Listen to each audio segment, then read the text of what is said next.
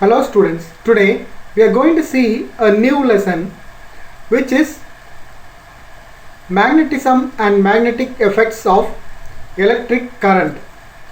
Students, this is the session number 1 and today we are going to see some important topics about the introduction of magnetism, Earth's magnetic field and magnetic elements.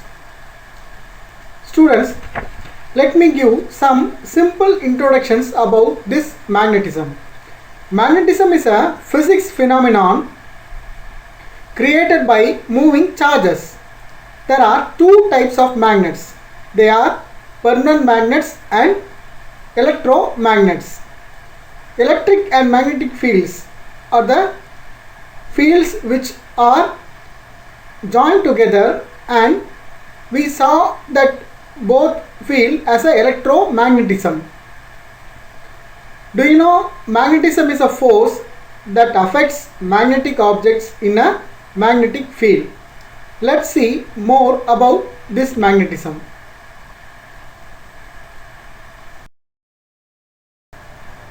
Now the introduction about the magnetism. Magnetism is a force, so it is measured in newtons.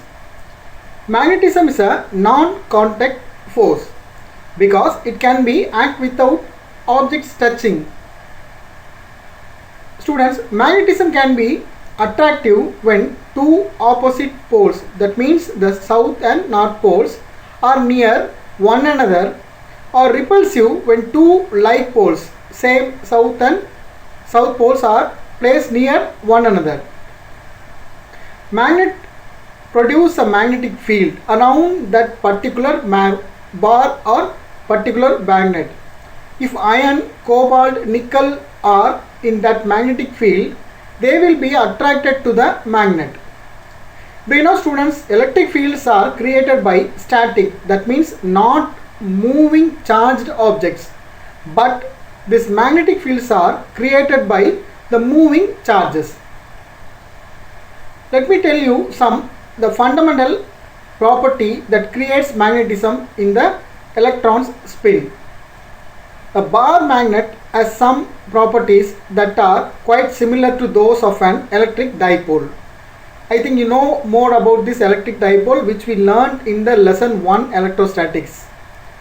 The region of space around the magnet within which it exerts its magnetic influence or field is called the magnetic field, and its geometry is rather similar to that of the electric field around an electric dipole. I will show one good example for you. Students, this is a bird, okay? See the eye of this bird. I will give a good information about this eye. Many birds and animals have magnetic sense in their eyes, using Earth's magnetic field for navigation. Magnetic sensing in eyes for zebra finches bird, this is the zebra finches bird, due to protein cryptochromes, that means CRY4, present in their retina, that means the retina is in their eye.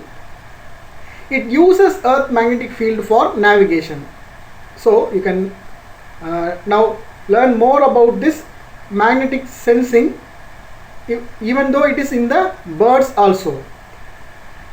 And I want you to imagine that there is a magnetic field in your room also, or in your house, or in your office, or in your school, or wherever you go. Originating the room or place you have for some outside or around the world also. This need not entail a great deal of imagination, for there already is such a magnetic field, that means namely Earth's magnetic field.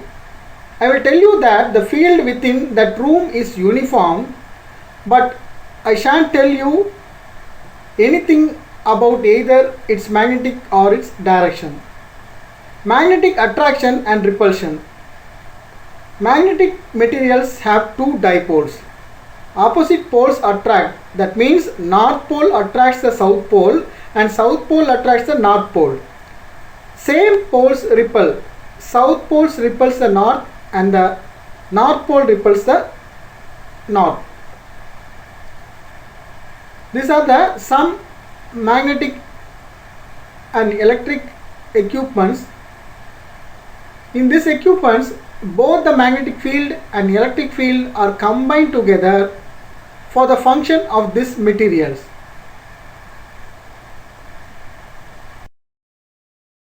Before going to the slide, I will give one information about the electromagnetism. Electromagnetism is the study of electromagnetic forces between electrically charged particles, that is carried by the electromagnetic fields, which are composed of electric fields and magnetic fields, and it is responsible for electromagnetic radiations such as light. Remember, the rays from the sun are also an electromagnetic radiations. Now, Earth's magnetic field and magnetic elements. The Earth's geometric north pole is an unchanging location where the Earth's surface intersects with the normal north rotational axis. This is the normal north rotational axis. In some texts, the Earth's magnetic north is defined by the location where a compass north, if held directly above, it would point directly down like this. You can see this is the magnetic north pole and this is the magnetic south pole. But this is the geographic north pole and the geographic south pole. It never intersect each other. Okay. In reality, students, remember, in reality, Earth's magnetic field creates a similar pattern as a large bar magnet with the magnetic south pole facing upwards. This magnetic south pole is located close to what we geographically call north and has been moving slowly like this. Moving slowly. Therefore, the north of a compass is attracted by a magnetic south of the earth. Students, let me give the term geomagnetism and terrestrial magnetism for your information. The branch of physics which deals with the Earth's magnetic field is called geomagnetism or terrestrial magnetism. Now I want to give a small history about this introduction of magnetism. See, in 600 AD, William Gilbert proposed that Earth itself behaves like a gigantic powerful bar magnet. But this theory is not successful because the temperature inside the Earth is very high, so it will not be possible for magnet to retain its magnetism. Then Gower, a scientist, suggested that Earth's magnetic field is due to hot rays coming out from the sun. These rays will heat up the air near equatorial region. Once air becomes hotter, it rises above and will move towards northern and southern hemispheres and get electrified. This may be responsible for magnetize the ferromagnetic materials near the Earth's surface. Till date, so many theories have been proposed, but none of the theory completely explains the cause for Earth's magnetism. Now let's see what are the components of Earth magnetic field. There are three components that are responsible for the magnitude as well as the direction of Earth's magnetic field. They are magnetic declination, magnetic inclination or the angle of dip, horizontal component of the Earth's magnetic field. See, this is the magnetic south pole and this is the true south pole. Actually, the true south pole is here and the true north pole is here, but unfortunately the magnetic south pole is little inclinated position, and this is the axis around which the Earth rotates once in a day. This is the axis, and let me introduce this as the earth surface, and these are the magnetic field lines.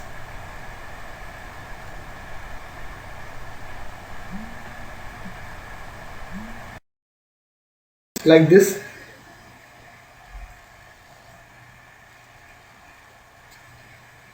Dear students, I have a question. What causes earth magnetism? Let me explain you. Earth magnetism is generated by convection currents of molten iron and nickel in the earth core.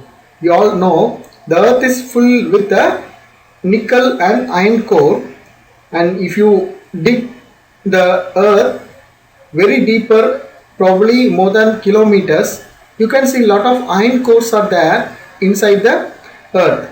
These currents make streams of charged particles, and the currents generate magnetic fields with the support of this iron and nickel inside the earth surface.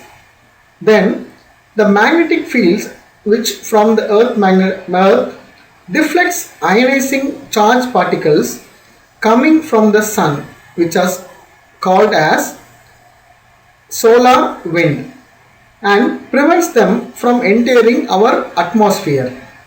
See, due to this magnetic field only, we are very safe from the sun's direct force of attraction using the rays. Then this magnetic field prevents us from the sun's field.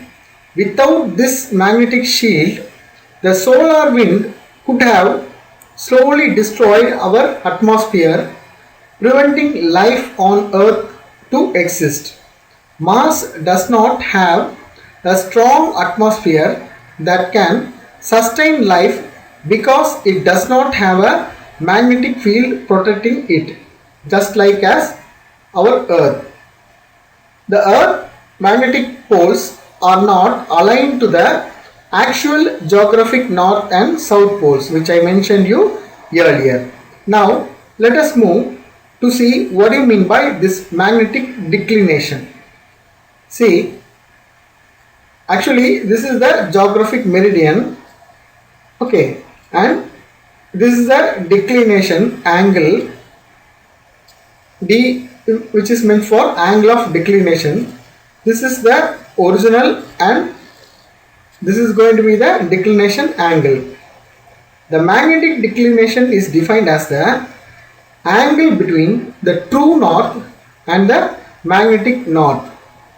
On the horizontal plane, the true north is never at a constant position and keeps varying depending upon the position of the earth's surface and the time. Next one, magnetic inclination. See, the magnetic inclination is also known as the angle of dip. It is the angle made the horizontal plane of the earth's surface and the magnetic equator. The angle of dip is 0 degree, and at the magnetic poles the angle of the dip is 90 degree. In this picture you can see our earth surface, which is having a magnetic fields, and this is our earth, and this blue lines shows its vast. Then our planet is nested in the center. Actually it is trapped with high energy. In a new study, our scientist shows very vital informations for us. This shows our planet is totally covered with immense of radiations.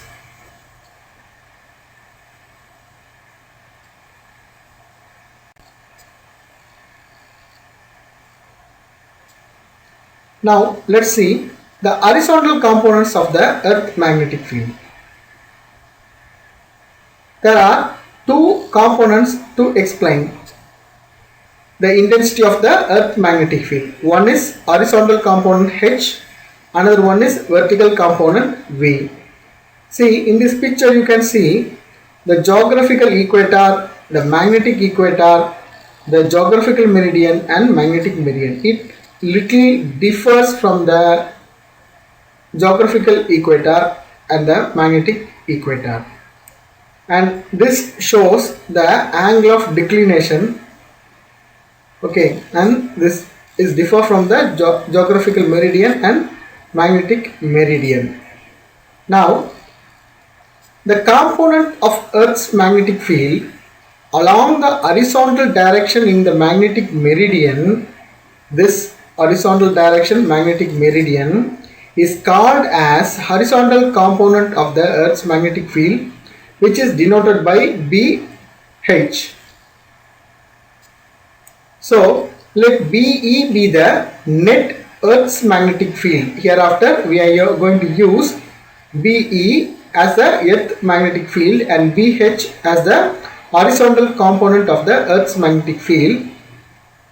Now the net Earth's magnetic field at a point P on the surface of the Earth and BE can be resolved into two particular components. One is horizontal component, BH is equal to BE cos I, and BV is equal to, that is vertical component, is equal to BE sin I. That is, we have dividing the equation 2 by 1, we get tan I is equal to BV by BH. That means the vertical component divided by the horizontal component.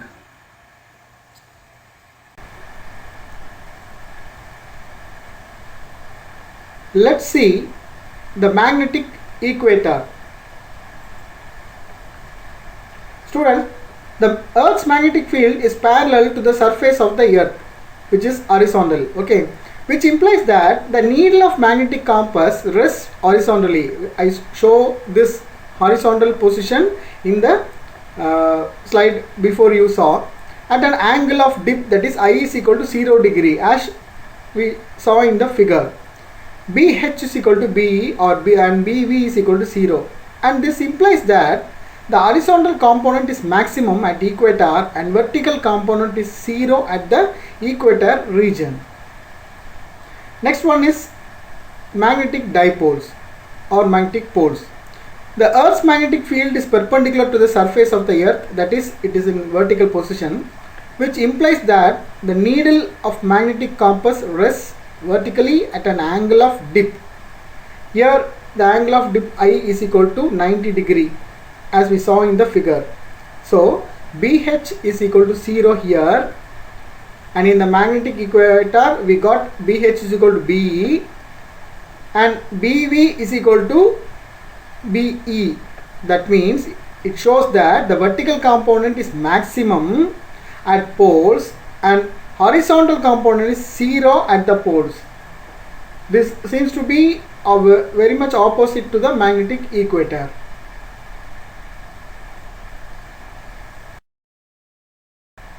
Thank you, students.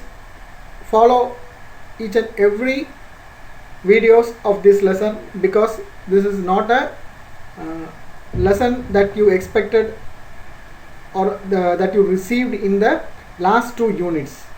Thank you.